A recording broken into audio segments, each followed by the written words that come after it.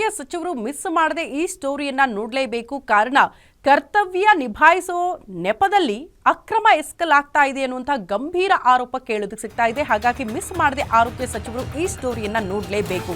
ನಿಮ್ಮದೇ ಇಲಾಖೆಯಲ್ಲಿ ನಡೀತಾ ಇದೆ ಅಧಿಕಾರದ ದುರುಪಯೋಗ, ಇದು ಗಮನಕ್ಕಿಲ್ವಾ ಅನ್ನೋದು ಸಾರ್ವಜನಿಕರ ಪ್ರಶ್ನೆ. ತಕ್ಷಣ ಕ್ರಮ ಕೈಗೊಳ್ಳಬೇಕು ದಿನೇಶ್ ಗುಂಡೂರಾವ್ ಸರ್ ಅಂತ ಜನ ಪ್ರಶ್ನೆ ಮಾಡ್ತಿದ್ದಾರೆ. ಅಧಿಕಾರ ದುರುಪಯೋಗ ಕಂಡ್ರೂ ಕೂಡ ಅಧಿಕಾರಿಗಳು ಯಾಕೆ ಗಪ್ಚುಪ್ಪಾಗಿದ್ದಾರೆ? ಹಾಗಾದ್ರೆ ಹಿರಿಯ ಅಧಿಕಾರಿಗಳು ಕೂಡ ಈ ಅಕ್ರಮದಲ್ಲಿ ಶಾಮೀಲಾಗಿದ್ದಾರಾ? ಇಂತಹ ಸಹಜ ಪ್ರಶ್ನೆಗಳು ಕೂಡ ಅಕ್ರಮದ ವಿಚಾರಕ್ಕೆ ಸಂಬಂಧಪಟ್ಟಂತೆ ಕೇಳೋದಕ್ಕೆ ಸಿಗ್ತಾ ಇದೆ.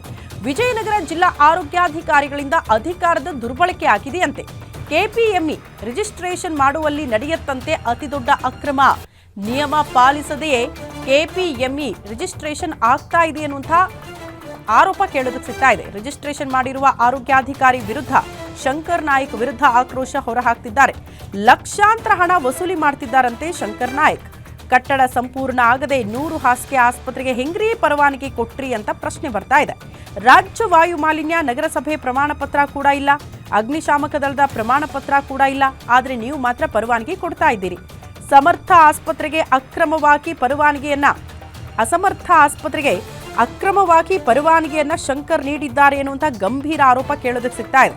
ಪತ್ನಿ ಹೆಸರಲ್ಲಿರುವಂತಹ ಮಾಲೀಕತ್ವದ ಸಮರ್ಥ ಆಸ್ಪತ್ರೆ ಅದು ಅಸಮರ್ಥವಾಗಿರುವಂತಹ ಆಸ್ಪತ್ರೆ, ಆದ್ರೆ ಅದಕ್ಕೆ ಪರವಾನಗಿ ಕೊಟ್ಟಿದ್ದಾರೆ ಅನ್ನುವಂತಹ ವಿಚಾರಗಳು ಕೇಳೋದಕ್ಕೆ ಸಿಗ್ತಾ ಇದೆ. ದುರುಪಯೋಗ ಕಂಡ್ರೂ ಕೂಡ ಕಂಡು ಕಾಣದಂತೆ ಹಿರಿಯ ಅಧಿಕಾರಿಗಳಿದ್ದಾರೆ. ಅಕ್ರಮದಲ್ಲಿ ಸಿಲುಕಾಕಿಕೊಂಡ್ರೆ 3 ವರ್ಷ ಜೈಲು, 1 ಲಕ್ಷ ದಂಡ ಫಿಕ್ಸ್ ಇದೆ.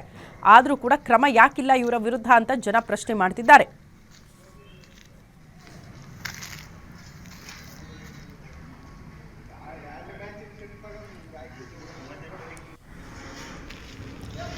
ಆರೋಗ್ಯ ಸಚಿವರು ಮಿಸ್ ಮಾಡದೆ ಯಾಕೆ ಈ ಸ್ಟೋರಿ ನೋಡಬೇಕು ಅಂತ ಆದ್ರೆ, ಇರುವಂತಹ ನಿಯಮಗಳನ್ನ ಗಾಳಿಗೆ ತೂರಿ ಯಾವ್ದ್ಯಾವ್ದೋ ಆಸ್ಪತ್ರೆಯವರು ದುಡ್ಡು ಕೊಡ್ತಾರೆ, ಲಂಚ ಕೊಡ್ತಾರೆ ಅನ್ನೋ ಕಾರಣಕ್ಕೆ ಹೆಂಗ ಬೇಕಾದ್ರೂ ಲೈಸೆನ್ಸ್ ಕೊಟ್ಬಿಡ್ತೀರಾ ನೀವು ಅನ್ನೋದು ಪ್ರಶ್ನೆ.